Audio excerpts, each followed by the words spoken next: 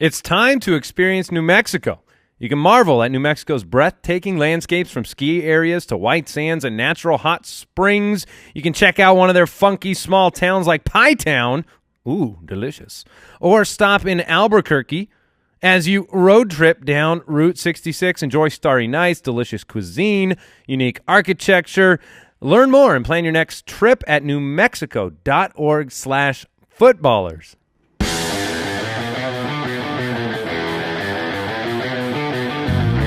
Welcome to the Fantasy Footballers Podcast, coming to you from Draft.com Studios with your hosts, Andy Holloway, Jason Moore, and Mike Wright.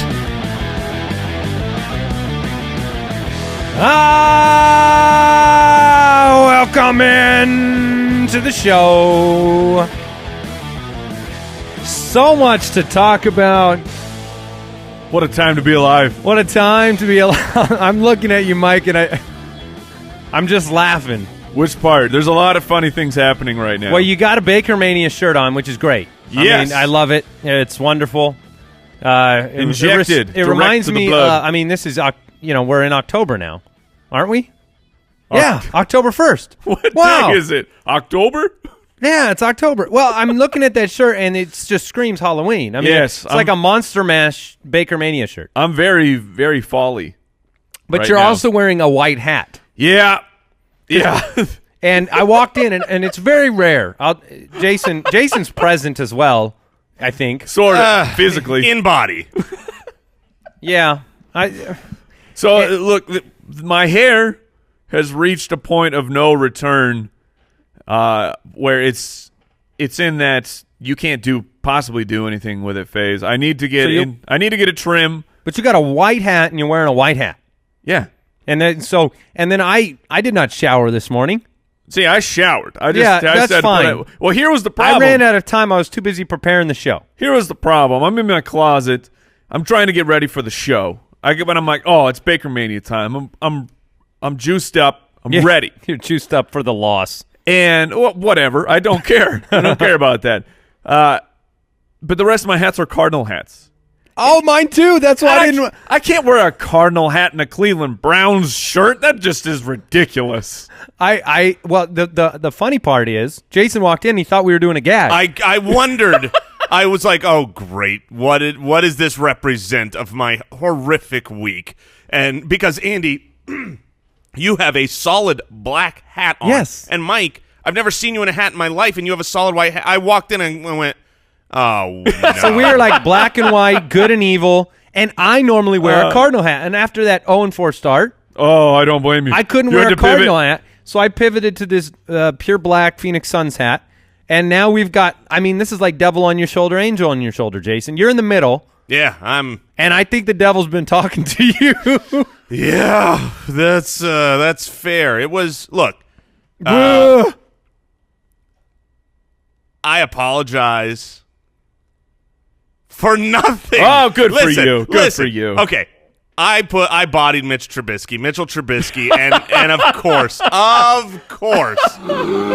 yes, Jay Grizz and I, we got in a little fight. We've made up.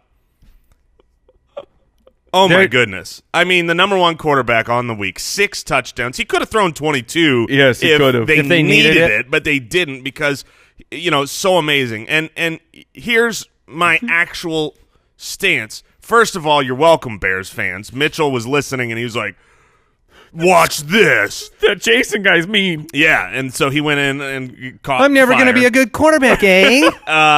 2, why does Mitchell sound like that? I'll show him.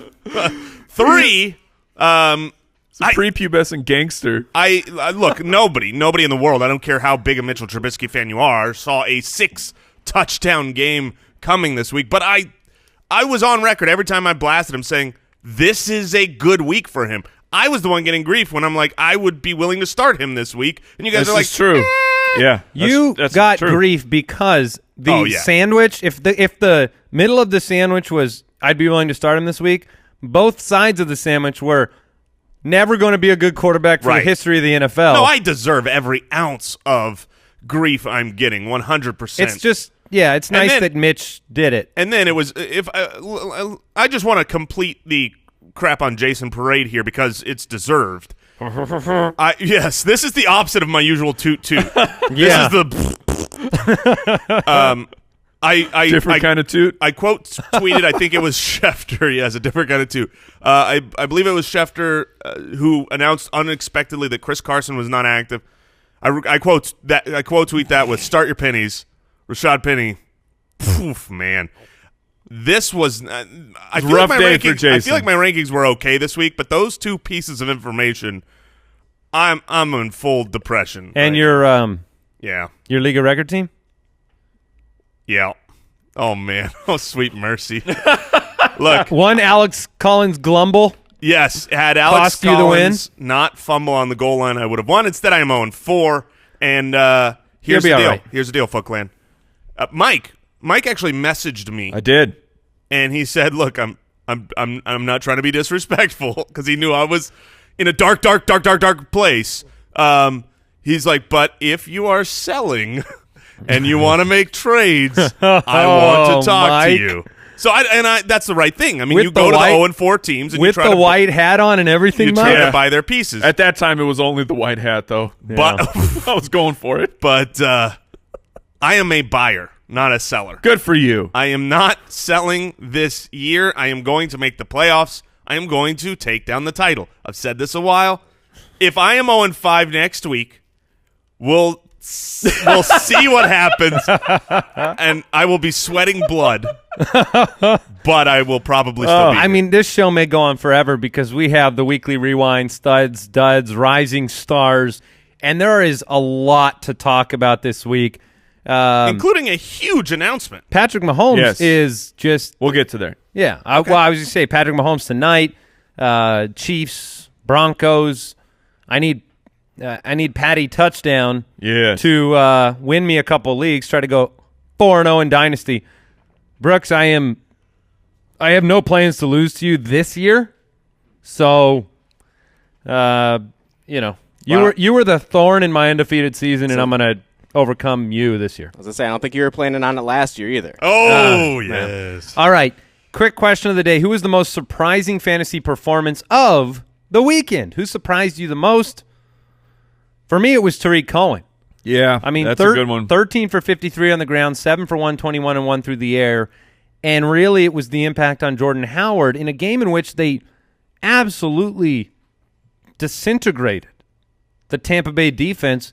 To see Tariq come out and do what he did, does it give you pause? Does it give you excitement for Tariq? Or is this just an outlier game where he was part of the game plan and business as usual for Jordan Howard? Because this has happened before. Right. Jordan Howard had a couple tough games a couple years ago. Everyone jumped off the bandwagon, and then he was pretty much the number one running back. Part of the reason that I thought this would be a decent game for Mitchell Trubisky is because of the Tampa Bay defense. They have been so beatable through the air. They cannot stop a soul, despite their 2-1 record going into this game. It was on the basis of Ryan Fitz magic and his passing game. So, unfortunately, Winston cannot play safety. Right. So, I think this was a game script thing. And coming into this season, one of the worries about Jordan Howard was when Matt Nagy came out and basically said he's going to plan games based on the opponent, and maybe it'll be Howard, maybe it'll be Tariq Cohen. So it does give you a little bit of worry, but I still think it's clear that Jordan Howard is going to be the dominant back on the majority of the season. Yeah, I think it was a game script thing. It was the highest amount of offensive snaps that Tariq had played throughout the season. He was sitting, right around that 40%, jumped up to over 47%, and saw a bunch of opportunities. So I think this was more they knew how to beat Tampa Bay. I'm going to jump in here. My surprising player of the weekend, we weren't sure he was going to play. He has not played all year. Then he had an illness, but Alshon Jeffrey came through, played over 83% of the snaps, had an absolutely dominant game, a monster game for Alshon Jeffrey, and it was I couldn't play him in the Dynasty League. I could not play Alshon Jeffrey. I was too nervous with it being his first game back, and for all the people out there you got burned by Alshon Jeffrey, just look around. I mean, we see it happen all the time. This exact weekend, Doug Baldwin came back from the injuries. Do I play Doug Baldwin? And it was probably shouldn't. Leonard Fournette came back from the injury. And so for Dalvin Cook came back from an injury this week. Yeah, so they let you down. But the process is still in favor of you should wait a week on these guys. But Alshon Jeffrey looks like he's ready to play, which is fantastic news going forward. Even if my bench scored a bunch of points, right? We have a lot more history of players coming back, and at best being average in week 1, at worst just coming back and then having to leave the game and completely goosing you. Then we have history of guys coming back from injury, and game 1 is just like, oh, you can't miss that game. For me, obviously, look, Mitchell Trubisky, I think, surprised the world more than anybody, and I could pick him. He surprised himself, Jason. Yeah, I could and should pick him, but I've got to go with Mark Davis because clearly I did not. What about Mike Davis? Mike Davis. Mark Davis? This is how tilted. Mark Davis. What was that? The owner for the Raiders? Yeah, there we go. His haircuts Mark always Davis surprise haircuts me. have always surprised me. Dude's a billionaire. He gets a cut. What They in the put a world? regular bowl on top of his head and just Mike Davis was the most surprising to me because if Chris Carson was gone and you spent a first-round draft pick on a running back who was healthy and active, Rashad Penny played 24% of the snaps. I was shocked. I mean, that was as surprising as anything to me. 21 Do not for trust the Patriot or that's the normal saying, but you cannot trust Chris Carson and the Seattle running backs. Last 2 weeks, though, Chris Carson, Mike Davis were both 20-plus points, 21 for 101 and 2 touchdowns for Mike Davis. I watched Rashad Penny run. My reaction is that Rashad Penny is overweight. Fat. He does not his giddy up and go. Yeah. His jukes look like not what he looked like in he's college. not- He He's not doesn't in look. football shape. Yeah, he does not look like the same man from a year ago. And no, that's true. And then the water bet results from the weekend. Mike, he whooped me with the Enunwa over Keelan Cole. Bad week for Cole. Great opportunity for Enunwa to win him a water bet. And then Jason barely beat Mike, and this one is touchdowns over receptions, but Ridley, Stinks. Calvin Ridley. Yes, he does not. What? No, I'm saying this. Oh, no, I was no, like, no, how could not at all. But So I'm saying Calvin- this stinks because Calvin Ridley played even fewer snaps this past week, and he just happened to come through with 2 touchdowns. Calvin Ridley, 4 for 54 and 2. I'm going to lean on process over results here myself. I put the pump the brakes on Ridley, which by default means he's going to have a great week. But less snaps than the week before, less targets than Mohamed Sanu, ends up with 2 touchdowns. Tyler Boyd, 11 for 100, but Jason beat Mike in that water bet. So this was this is the big announcement. Woo! Mike, I think you're kind of the Foot Clan! You Foot assembled. Clan! We have assembled once again the fantasy footballers for the first time in the history of the podcast awards. Back-to-back-to-back champions of not only the sports category, but the overall People's Choice Awards. Thank you so much. It felt fantastic. I'm still soaring over the clouds with the Eagles. And not the Philadelphia Eagles. no. But just the bald ones. The bald ones. The bald ones, they're good. They're good at soaring, Yeah. from what I hear. And Thank just you. to help celebrate that, so to bring you into the celebration, we grabbed 3 members from supporters over at jointhefoot.com. So Kevin Hamilton, Jordan Archer, and Richard Delazine, you are the lucky winners of a $55 gift card. Oh! To shopballers.com as just a way to say thank you for supporting us through this awards process. Thank you. Yes. All right. Yeah, that's big news. No one's ever done that. Yeah. But the Foot Clan, They are mighty. they kind of, and undefeated. yeah, trekking over new ground. All right, let's go and get into the rewind. Weekly Rewind.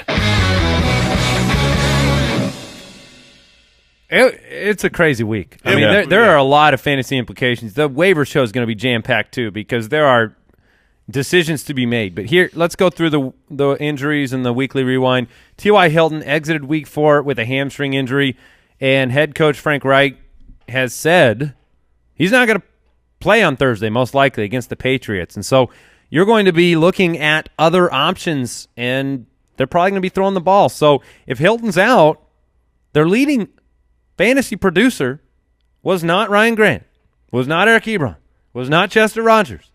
It was Zach Pascal. Ooh. 6 for 81 and a touchdown, I believe. Rogers also had a touchdown. Ryan Grant did. He was targeted, but, in that short and intermediate. And then Ebron. I mean, who's the biggest beneficiary there? If you have to pick a name right now, is it Ebron? It would be, if he can get back on the field, I think it would be Jack Doyle. But, yeah Ebron in the meantime. Leonard Fournette, hamstring injury, left week 4. This guy cannot get healthy. This dude. Whenever you come back from a hamstring injury and re-aggravate it, that is not something that goes away quickly, heals quickly. You know. Well, the team's going to take more time.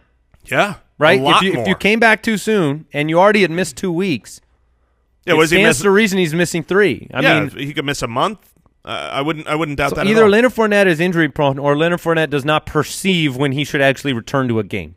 That is what's going on with Leonard Fournette. Like, if he thinks he tweeted this big tweet, "I'm back, baby." It's short-lived. Now Fournette owners are regretting that draft pick. My man Fournette, he's got to get into yoga. This dude needs to stretch it out. I'm still convinced Jason and my hamstrings are far worse than Leonard Fournette. Oh, that is true. We have been Wow. publicly humiliated at the gym for the lack of flexibility. And only Jason makes me look okay. Mm-hmm.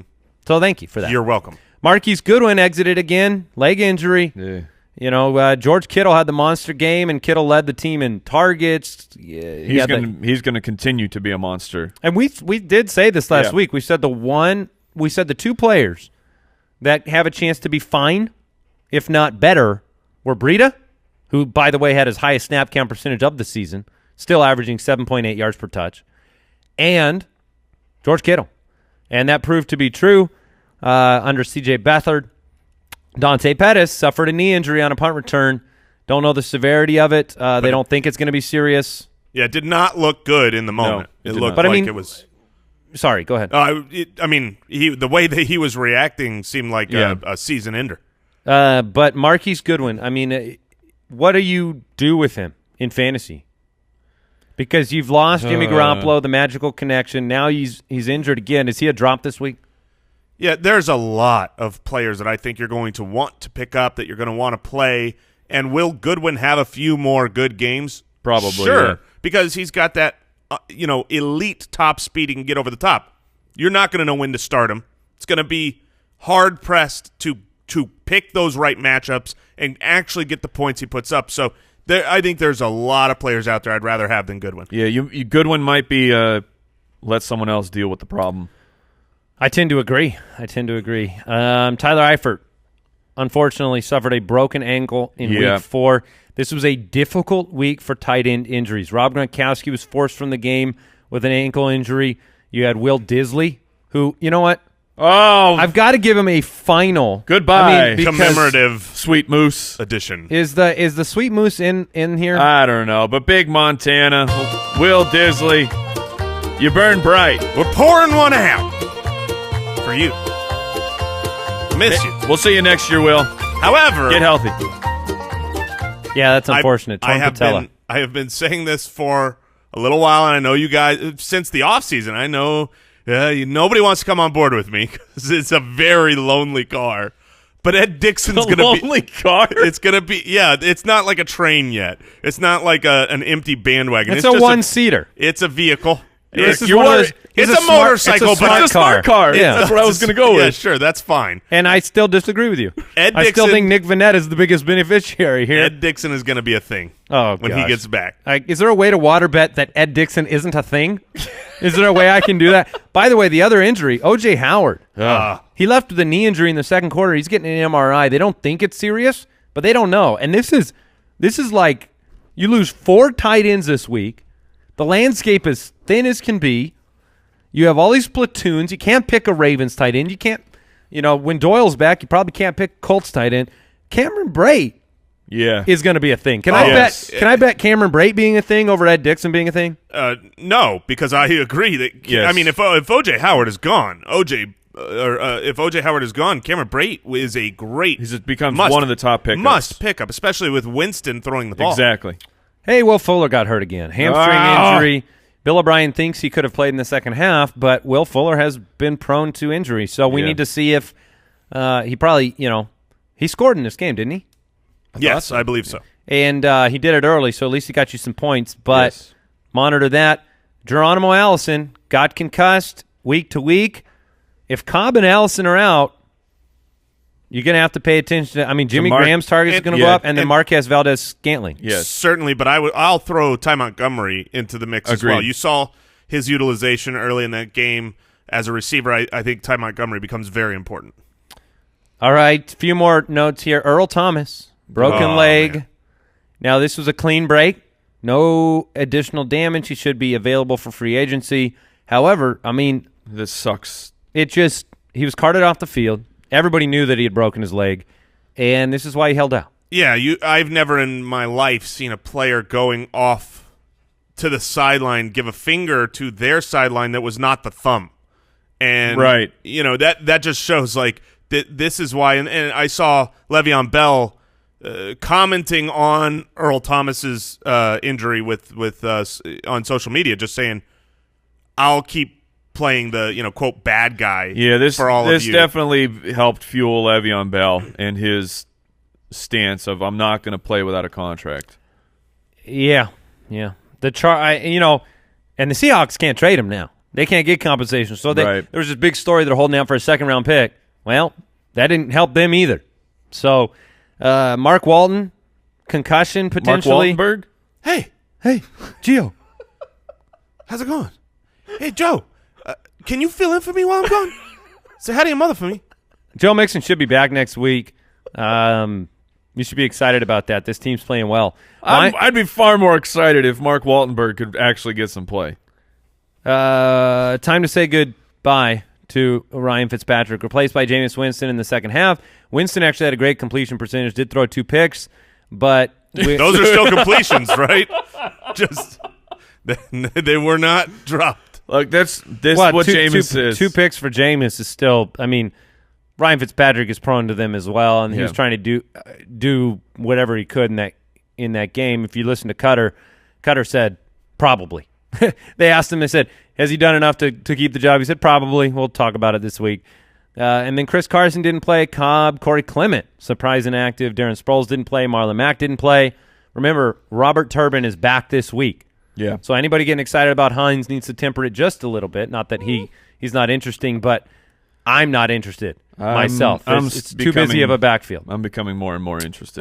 Jack Doyle. And then Joe Mixon and Devonta Freeman didn't play as well. So there you have it. Yep. Before we get into our stud muffins, I'd like to thank today's sponsor, Pristine Auction, the best sports memorabilia site of all time. Undefeated, undisputed Pristine Auction. You're getting deals. You're getting steals.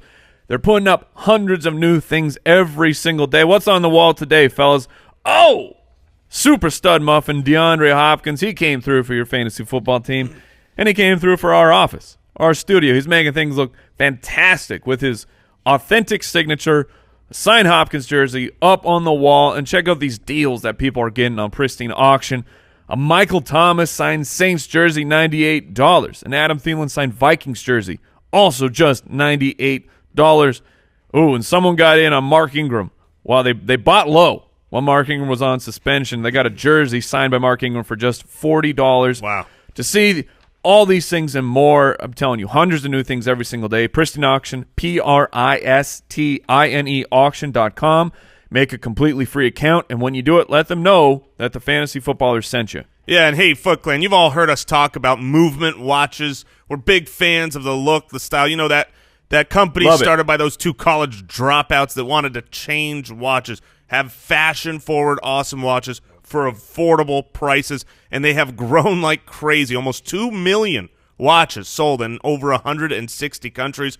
Right now, the watches start at just $95 so that they can revolutionize the fashion watch industry. And I don't know if you've checked the site lately, but they have doubled their inventory. Some great collections, added some new stuff for both men and women. They've expanded into sunglasses and fashion-forward bracelets for her. And, hey, look, might I make a suggestion for the revolver collection. It's great. Get 15% off today with free shipping and free returns. Go to movement.com/footballers. That's MVMT.com/footballers and see why Movement keeps growing. Check out their expanded collection. Join the movement. All right, let's get into the stud muffins. This week's Fantasy Stud Muffins. And as we enter the stud muffins, talking about the biggest fantasy performers of the week, I want to highlight a couple of things just to kind of illuminate what's happening this year, because this has been an offensive explosion to the tune of 226 touchdowns scored. Last year at this time, there was 187 touchdowns scored. This is the most touchdowns scored through this point of the season. This is per Scott Barrett since 2007. And you have a league-wide high of 65% completion percentage. You have a touchdown percentage every 19.9 pass attempts. And Adam Schefter just tweeted this. So far, there have been 12 quarterbacks who have thrown for at least 400 yards in a game this season. That's the most in NFL history through the first 4 weeks. That's incredible. Yeah. And look, you can feel it. You just look at your fantasy scoring. I mean, Yeah. I take a look at ours. A good week is if you score 110 points, you're going to win. Not anymore. Yeah, not through the first 4 weeks. Yeah, there were You better be putting up 130. 5 individual 400-yard passing performances this week, which is the most in a single week in NFL history. Wow. yeah. And we still have a game to go? I was Over-under on 2 more 400-yard passers tonight? Under. Under. I'm not going to take the over on Mahomes and Keenum. Yeah. Nope. Well, this is one of the reasons why the quarterback position is replaceable. It's one of the reasons why when I was offered for Big Ben Roethlisberger this week, because I had drafted Big Ben, I had signed Mahomes, and I still had them both on my team because Big Ben was the top 5 guy. I didn't even think about not trading him. Yeah, it's also I one mean, of the who reasons. cares? You can go sign another 5 guys. Dalton exploded. Yeah, it's Jared also Goff. another one of the reasons why when you draft an early quarterback, it often comes back to bite you. I think about my situation in the league of record where I have gone 0-4 because I had accumulated so many picks, and I wasn't drafting early. I mean, it was like my 10th pick, but Russell Wilson was still on the board.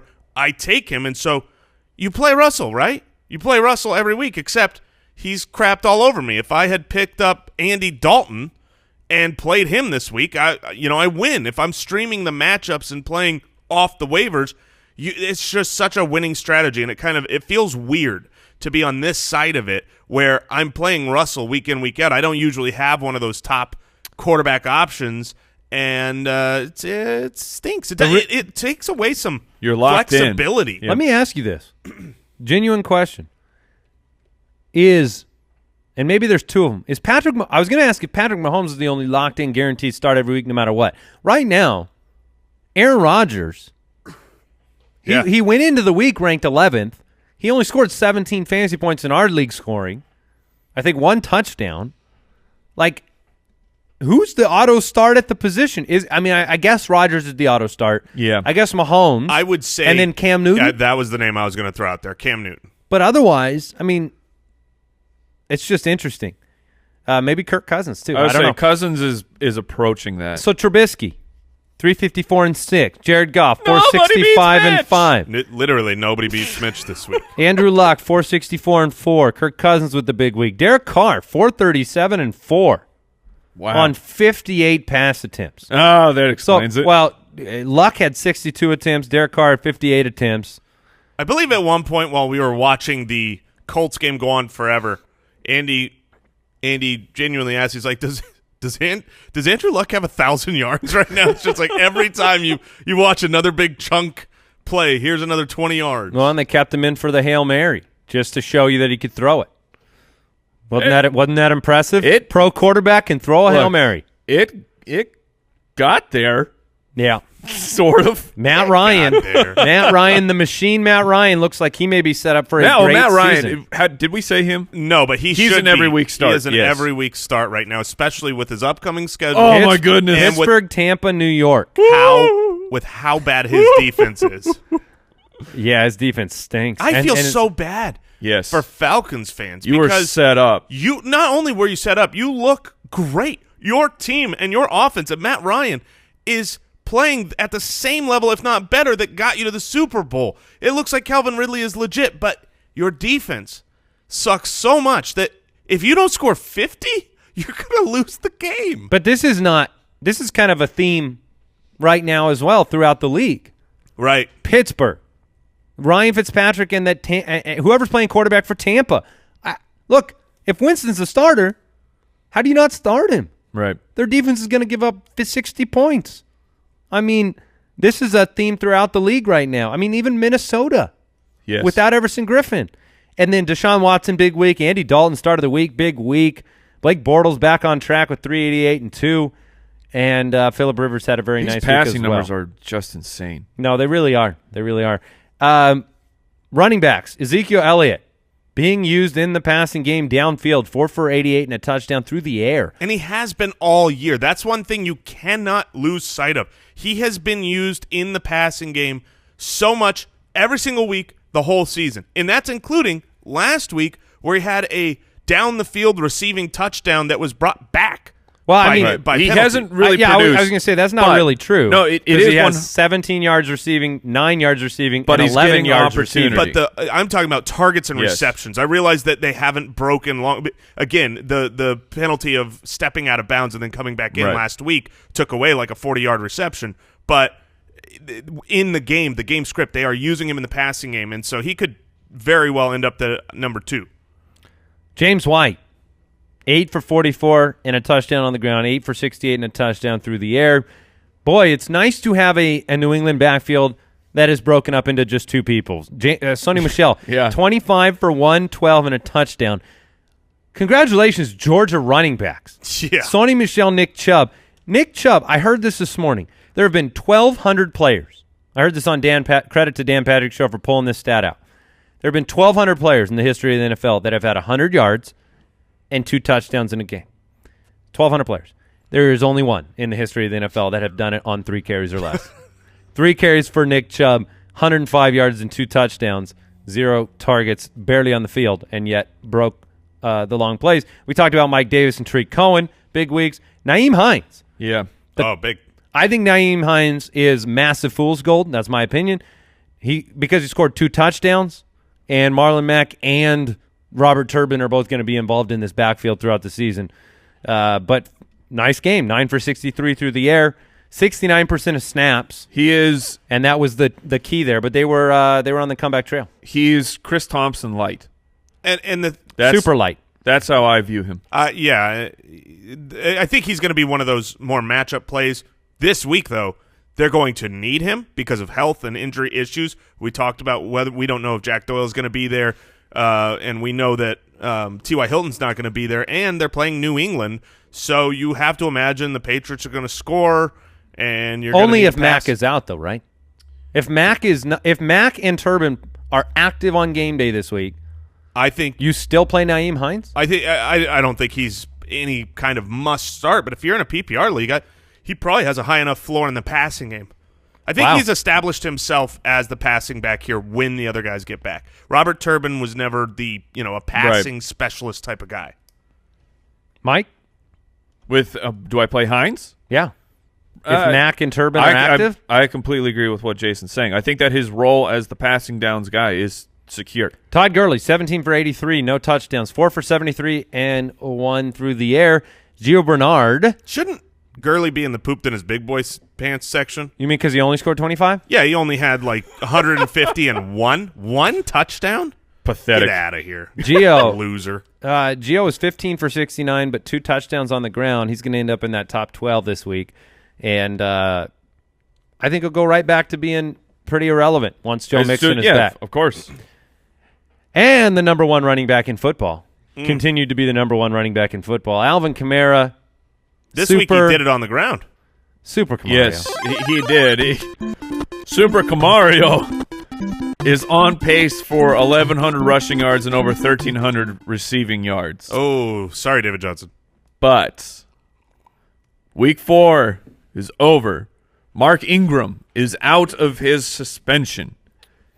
What happens to Alvin Kamara? Does this go back to what it was last year, which was still plenty fine for Alvin Kamara, or I think this has he earned a role that maybe Mark Ingram's not as involved as we thought? He's not done this on the backup. Like, this specific game was 19 carries. The game before was 16. The game before was 13. He's still been the number one guy. He had 15 targets in a game. I barely downgrade Kamara. Right. I think that he's not doing anything different this year than he did towards the second half of last year. This is what you've been getting in Kamara. Well, you're going to the carries is a lot higher. I mean, the carry count, last year he never had over 12 carries in a game. Yeah, so take away 3 or 4 carries. I mean, we expected that to happen this year. Right. Because Ingram was out and because Kamara did have a workload like this to where his snap percentage and carry percentage changed over the course of the season. Especially if you paid attention in the playoffs. Yeah, exactly. And so Kamara's Kamara. I mean, he's a otherworldly freak talent. Yes. Breaks every leg tackle that comes his way. And this team is going to win on his back. And look, Ingram's going to be great too. But the one thing that I have learned, we always talk about this on a holistic approach. We want to remind ourselves to take 2 steps back, learn things every like year. Paula Abdul. Right. Yeah, you take 2 steps back, take one. Anyways, it's just 2 forward, then 2 back. Yeah, there you go. We call that the David Johnson. Opposites, they attract. But getting back here to the point is that one of the lessons that I've learned is that when you watch a player who is otherworldly on film, you just see him and you just every time they touch the ball, you go, he's so good. You have to stop doing the metric opposition. 3 players come to mind, right? Juju Smith-Schuster. He was my heart over mind guy because I was just so in love with him. Every time he touched the ball, he just looked so good, but he was too efficient. Tyreek Hill. It's like he always is running away from guys, getting free, but it was just too efficient. He's not going to have the volume. Same with Alvin Kamara. But when you watch these guys and they are just 2 steps better than the rest of their opposition, you have to just believe in them and not say, oh, they're not going to get enough touches. I think that's a lesson I'm learning going forward. I think the argument, though, is that if they were to receive the same volume, then they're not going to produce. And like Juju had through 4 games, Juju has 49 targets. But Juju's opportunities skyrocketed. Right, but the reason for that is because of how great they have been on the field. They're not going to go away from the best players. I agree with Jason, and I think that you have to be more forward-thinking now in fantasy football as well. We open this segment telling you that you have unprecedented offensive statistics for the first time since 2007. NFL offenses are changing. You've had multiple teams now use multiple quarterbacks with Lamar Jackson, Joe Flacco, Taysom Hill, and Drew Brees. Offenses are changing. Production is changing. Penalties and what's being called is changing. Some of the precedent, not all. I mean, you still have to lean on those efficiency metrics for a lot of different things. But when the NFL changes, you don't want your fantasy team to be stuck 3-4 years ago in the past. So efficiency is going up with certain players in certain situations. And I do think you have to take a leap on talent. Yeah. Did David Johnson do enough to have you sing, Mike? I mean, I didn't get to 100 on the ground, so that might not be. All-purpose. David Johnson! Oh! 22 for 71 and a touchdown on the ground, 3 for 41 on 4 targets through the air. Look, Rosen made the offense look a lot better. Here's an interesting stat. Baker Mayfield, Sam Darnold, Josh Rosen, and Josh Allen. A healthy 0-4 this week. Yeah. The rookies didn't get it done by way of victories, but Josh Rosen did make the offense look better. Larry Fitzgerald dropped a touchdown in this game. He dropped three passes. Which is obviously not the normal thing that Larry Fitzgerald Hall of Fame hands. But I wanted to point out. Just his hands are going to be inducted. Yeah, they're going to take them. Do you make or break? We brought up make or break players on the show. David Johnson was the make or break for Jason. This was a make week. This was a make week. I mean, this was what you hoped, was that the Cardinals could sustain offense enough for him to be able to do this. This is not a fantastic game, but it wasn't like the Cardinals' offense was great. They were just average, and if David Johnson's putting up near 20 points on your fantasy roster, like he did this week, week in, week out, you're going to be fine. Look, you're sad that it's not Zeke. You're sad that it's not Gurley levels where you've got that 35 points from one position. But this is not a freak out. This is why we said after his down week, don't sell him low. If you still don't believe, you're going to be able to get value now for him if you want to move on. That's true. But I probably will hold. Monstrous week for Marshawn Lynch. Should have had a long touchdown in the worst officiated game I've ever seen in the NFL history. Marshawn should have had a long touchdown. Baker should have had another fumble. And then ultimately that first down overturned on Carlos Hyde was bewildering, that they found enough evidence to overturn a first down. The fumble was... No. I'm talking about specifically the you're talking about the fumble was Carr, but I'm talking about the call on Carlos Hyde where they got the first down and found enough evidence to overturn it, which cost the Browns the game. Right. And that forward progress stopped call of nonsense that where was the Browns defense should have had a fumble recovery for 6. And then high alert here. Do everything you can to get Aaron Jones. Please. I've said it for 2 weeks. Please do it. Led the team in snaps, 11 for 65 and a touchdown on the ground. So far and away the best running back on this team. And the talent of Aaron Jones, the ability, the confidence of Aaron Rodgers. Please go trade for him. Please. Find a way to trade Alex Collins in something for Aaron Jones. You can probably trade Alex Collins for Aaron Jones. This is just Andy's public service announcement if you want to win your league. That's all I'm saying. That sounds very important. All right, so let me because he is ask, the most affordable. What about Jason? He's the most affordable game winner or league winner. So here's my question. So you are not worried about just the fact that even if let's give him the snap lead, he's going to be the leader in snap percentages. Jamal Williams is not going away and going to disappear, and Ty Montgomery is not going away. If you watched, I went back last year and watched every single snap of the Green Bay running backs, and what they did last year is what they've done a lot this year, which is complete drive rotation. One guy comes in, like when last year when they were all healthy, it would be a drive of Jamal Williams, a drive of Ty Montgomery. If the drive is 2 plays or if it's 12 plays, it's the same player. You don't worry about that utilization? I don't worry about that utilization. I worry not at all because Aaron Jones' workload and opportunity are going to increase with his effectiveness. He is averaging 6.3 yards per carry on the season. That's going to do enough. I will say this. It's ironic that this discussion comes up right after me taking a step back and saying when you see a player who is just straight up more talented, sometimes you just need to trust that over the touches, the opportunity, which is it's difficult for me. So are you trusting Aaron Jones? Because he's better. Oh, I absolutely. Okay. I've never denied that. Right. I've claimed that from the get-go. I just didn't think the opportunity would be there. He's leading an opportunity now, so yeah, I guess I've got to go do whatever it takes to get Aaron Jones. I mean, double the yards per carry right now on the ground. If pass protection becomes a thing he's more competent in or they need a spark, I think he's going to be that spark. But we'll see. Golden Tate, big week. We're in the studs at the wide receiver position. I knew this was going to be a long show. There's just so much to talk about this weekend. Golden Tate went from, being announced as he's going to play in this game. He's not too hurt. To 8 for 132 and 2 touchdowns on 8 targets. Hopkins balled out, 10 for 169 and a touchdown on 12 targets. And if Will Fuller misses more time, he's going to soak up Hopkins-level targets, which is really hard to sustain. Be a 15-target guy. But Cooper Kupp, we know he had the monster week. Corey Davis, welcome to the NFL. Mercy. Welcome to the NFL, Corey Davis, 9 for 161 and a touchdown. We need not say more because he shall be featured shortly. Adam Thielen, another great week. Diggs, saw him on Thursday night. Jason.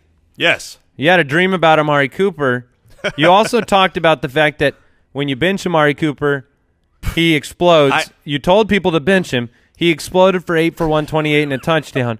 Well, and you told him to you said bench him so he explodes, so you trade him. Yes, but I also said you could start him. Here's what I realized. Wait, you said bench him and start him?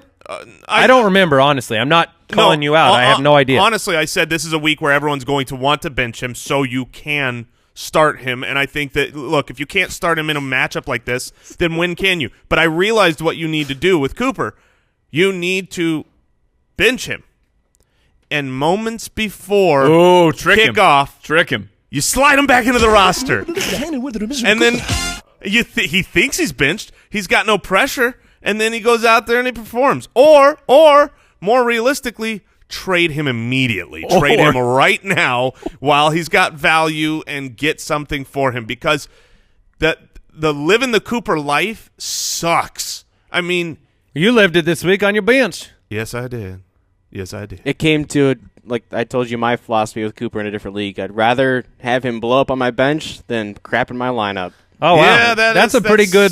That's a good phrase. It sucks. But also known as don't own Amari Cooper. Yeah, you need to cut him or trade him. Which is He's ironic. Just wasting a spot on your bench. Had I put him in over Alex Collins, I don't want to talk about this.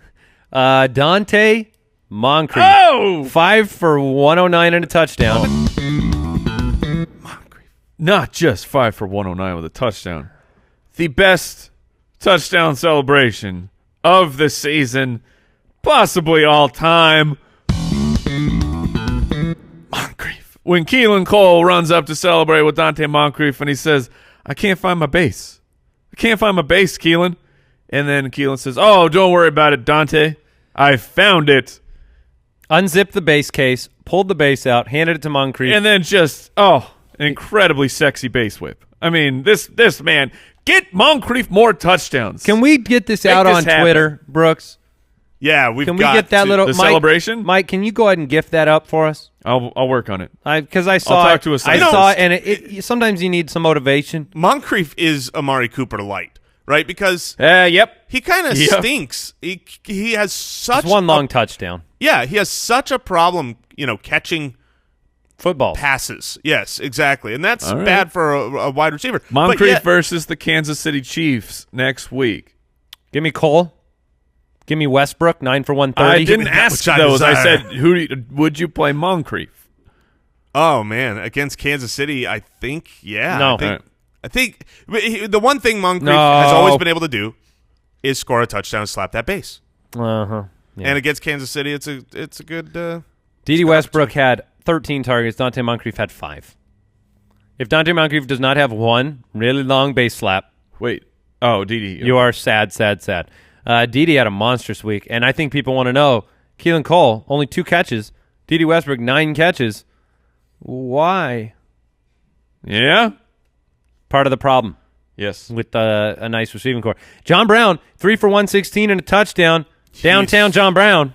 He's just been on fire. He's perfect for this offense. Only perfect 3 for catches. Flacco's arm. You had a few guys this week that had the drops, by the way. I mean, you had Michael Crabtree dropped, 2, 3, 4 passes last night. Antonio Callaway. 2 or 4. Oh, Antonio Callaway. He was 3 for 8 targets. Crabtree dropped a few. Antonio Callaway. 7, 8, 9 drops. Martavis dropped a long touchdown, a couple drops.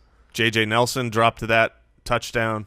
Fitz had the drops. Something was going on. There was a deflation issue. There was way too much offensive scoring happening. Jared Cook, 8 for 110 and 2 touchdowns on 13 targets. Start of the week. Jared Cook was the number 1 tight end on the week. George Kittle, how's that 44 feel? That 44 fab feeling nice. Yeah, especially with the tight ends looking so rotten. And then Zach Ertz being Zach Ertz. Trey Burton, Trey Boo Boo. Hey. 2 for 86 and a touchdown. Hey, Boo Boo. Pretty good. Pretty nice. I would trade him immediately. No, I would not. See, I would not trade him immediately. Let me weigh in here. There are no tight ends. And Burton's been actually good. As the person who does not believe, my biggest worry with Burton is 100% Mitchell Trubisky. I still do not believe Mitchell Trubisky will turn into a great quarterback based off of just one game where, you had some of those tap that passes. But no, you don't trade Trey Burton right now because of the tight end landscape. That's why. I don't trade Kyle Rudolph I don't trade Trey Burton. Those are the guys where it's like they're not that great, but I don't want to be living the life of having to start I think Ebron or Austin Seferian Jenkins or trying to find some guy that you just might not even get 2 targets in a game. Mike, it's empty advice because you say trade Trey Burton for what? What do you want? But I would anything. If I can, what do you mean for anything? There's no one to play. You're not getting Kelsey or Gronk. No, I'm not trying to do a tight end for tight end trade. I'm trying to trade for. I'm trying to talk. I'm trying to trade him for a running back or a wide receiver. I'm not trying to do a tight end for tight end trade.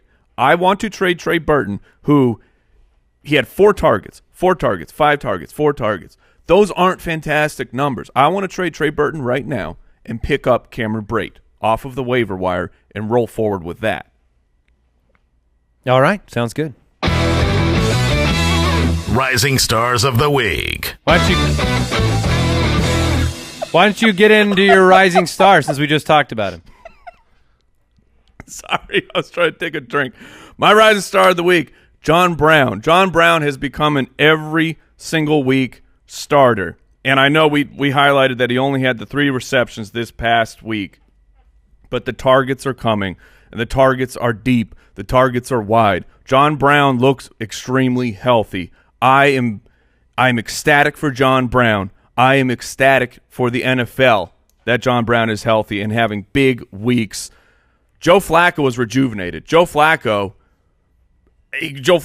a fantasy star now because of John Brown. So he has moved for me in that conversation of do I think about starting John Brown? To John Brown he's my wide receiver too. Started John Brown over Galladay yesterday. The matchup was really nice. Yeah. Pittsburgh is the worst in the league in giving up long yardage plays, so you got to pay attention to that with your starts rest of the way. Jason. My start of the week is now the guy that I think has the highest. Your rising star. Sorry, you said star. Yes, my rising star. Thanks, Brooks. I'm only here in body form. Is the guy that I think has the best chance now at upsetting my bold prediction that only Saquon has is a rookie top 15 running back on the season, and that's Sony Michel. I mean, his opportunity is too good. The fact that you get 25 carries for the Patriots, I don't care anything else. Whoever it is, if it was Mike Gillislee, if it was Jeremy Hill, if it was whoever, if you're getting 25 carries for the Patriots with Tom Brady and that offense, you're going to be a fantasy relevant player every single week. And then Sony Michel's a first-round rookie that a lot of people just were madly in love with. I did not necessarily believe the hype. He's not my favorite guy when I watch film. But give me a break, man. You get that kind of opportunity, and I would start him every single week. There's no question.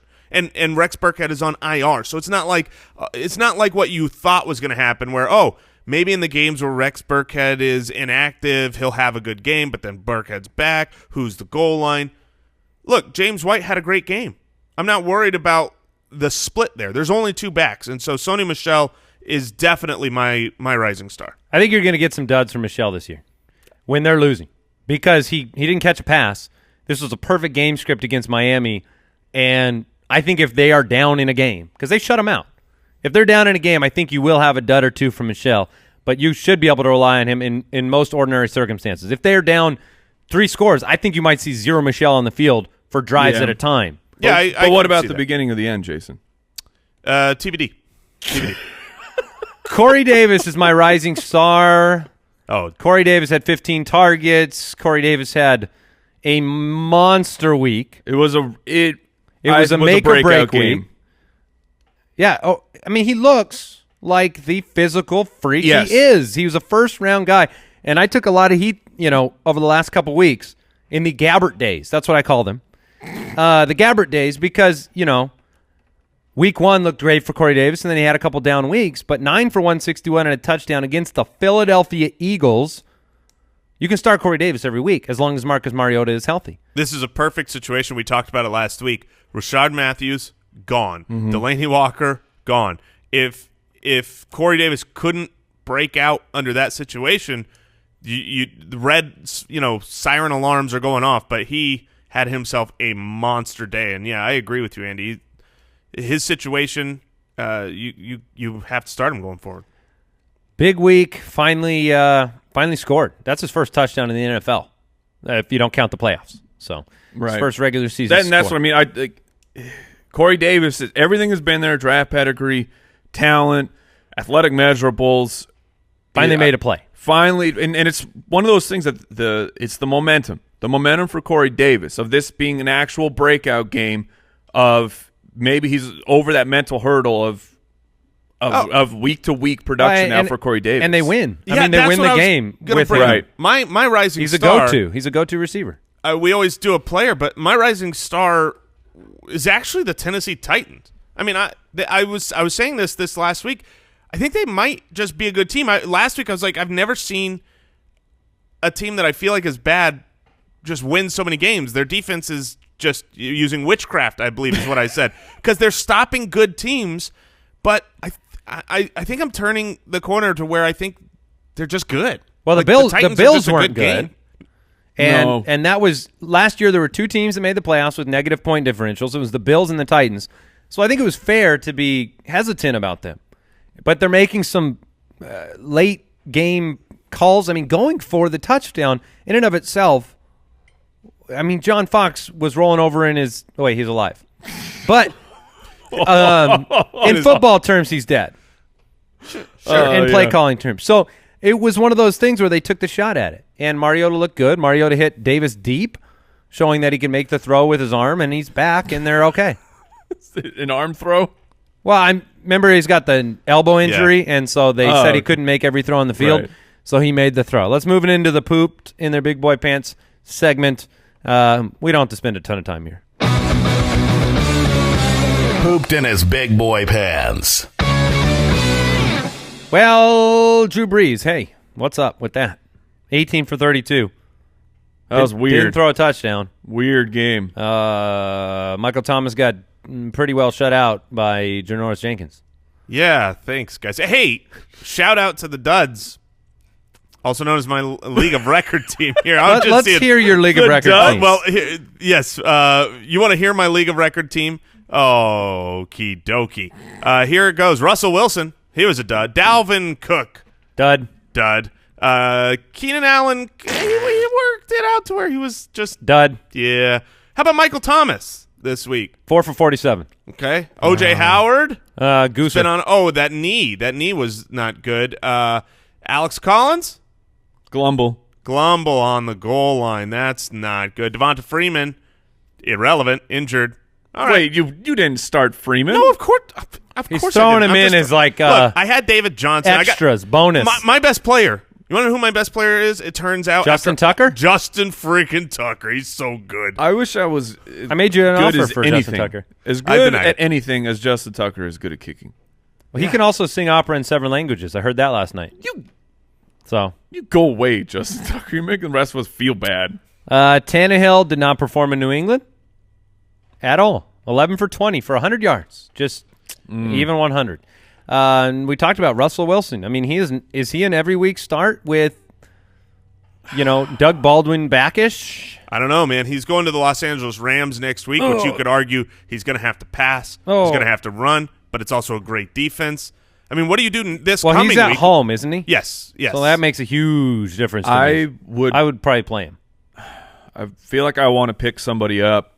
I'm not going to drop Russell, and I really don't like to roster 2 quarterbacks unless there's extenuating circumstances, and I think this qualifies. I would if Andy Dalton or someone like that still happens to be on the waiver wire, I would rather pick them up at this point and wait till Doug Baldwin is fully back and ready to go.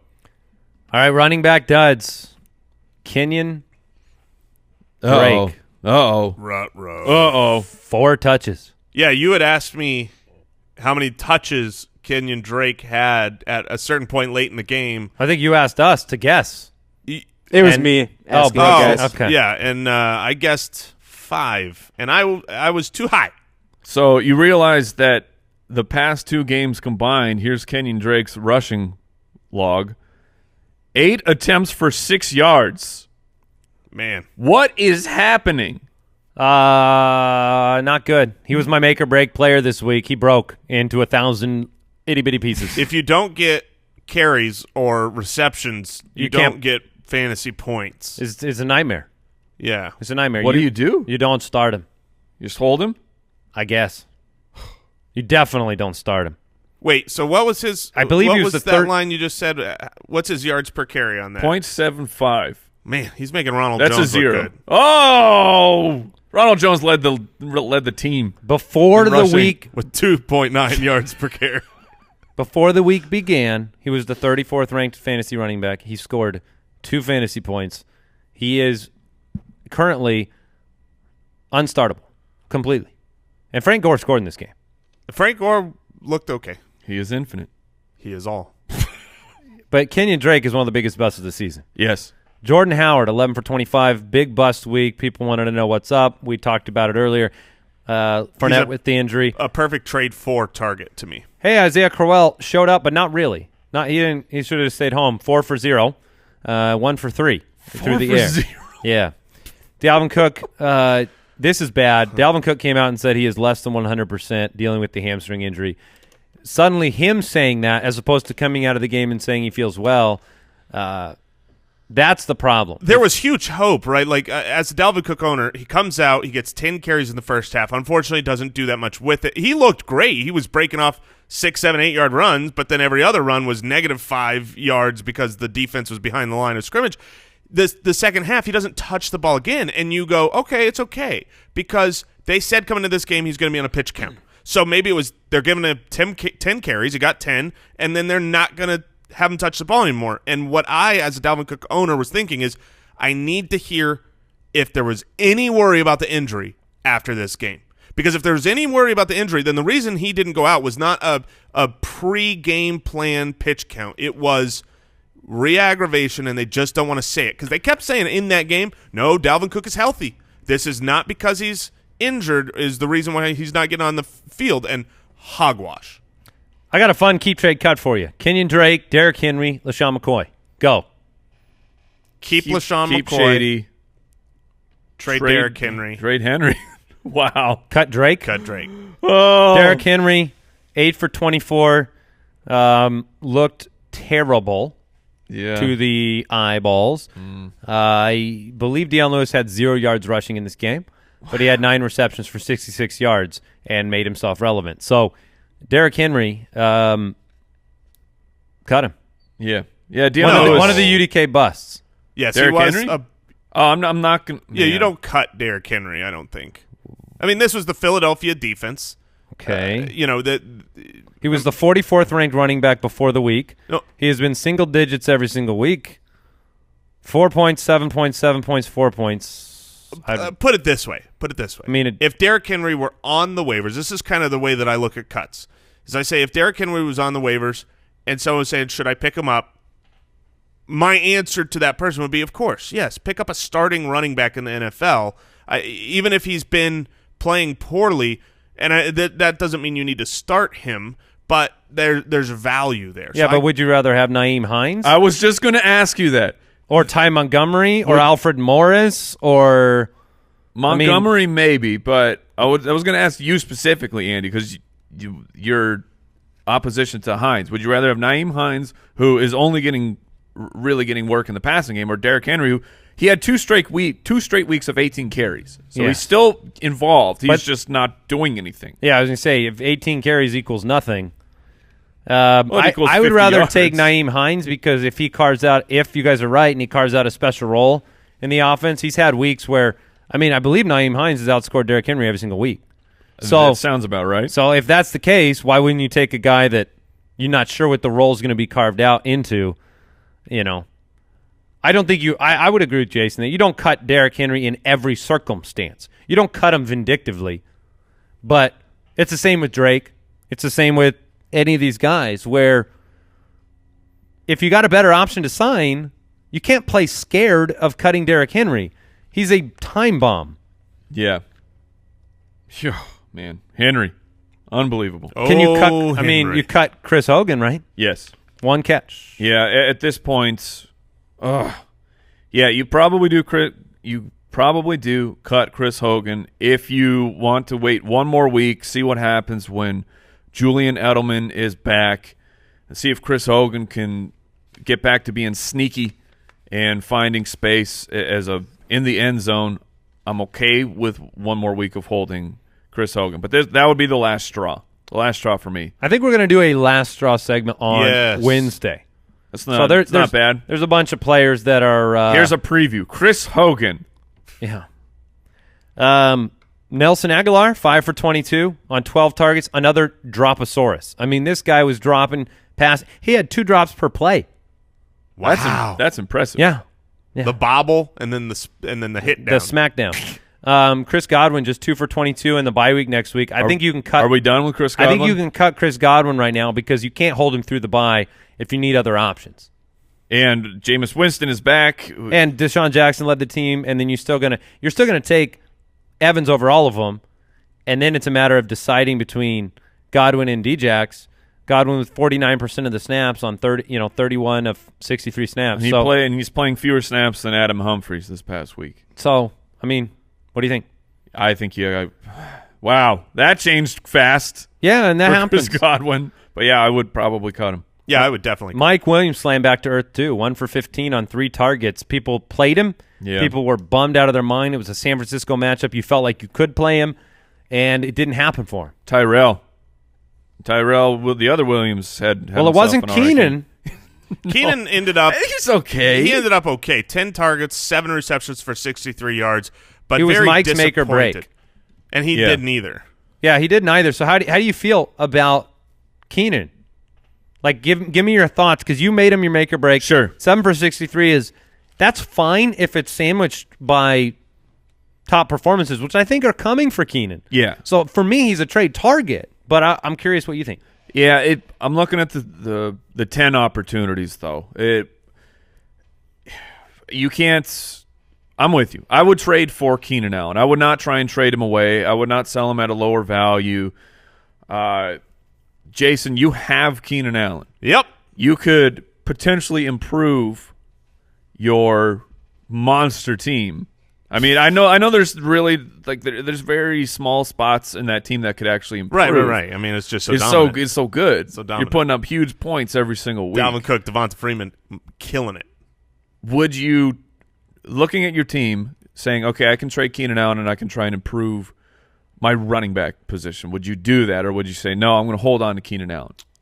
Right now, I'm going to hold on to Keenan Allen. I don't know that he is going to carry the value that would really upgrade. I mean, it's always going to be a value thing, right? Like, what can you get back? So there's certain things I would be willing to trade Keenan Allen for, but my guess is that the temperature on Keenan Allen right now is not where I think he'll continue to progress into. I still see him as an absolute wide receiver 1. There's no doubt to me that he finishes the season, barring injury, as one of the top 12 wide receivers. And a reminder that last year, right about this time, this is what was happening for Keenan Allen through his first 4 games: 35 yards with a score, 100 yards, 61 yards, 138. It was pretty uneven for Keenan Allen to start the year. Everyone remembers the second half where he literally won you the league. But that's not who Keenan Allen is, and this is not who Keenan Allen is. I think it's somewhere in the middle. Oakland, Cleveland, Tennessee, the upcoming matchups for Keenan Allen. He should be fine. Yes. Rob Gronkowski, just 4 for 44 on 7 targets, left with an injury, has the Colts, the Chiefs, and the Bears coming up on the schedule. Any concern for Gronkowski? Hopefully the injury was a we're blowing out the other team type of injury so that Gronk doesn't need to force it and come back, but he's been on the injury report the past couple weeks with the ankle. All right.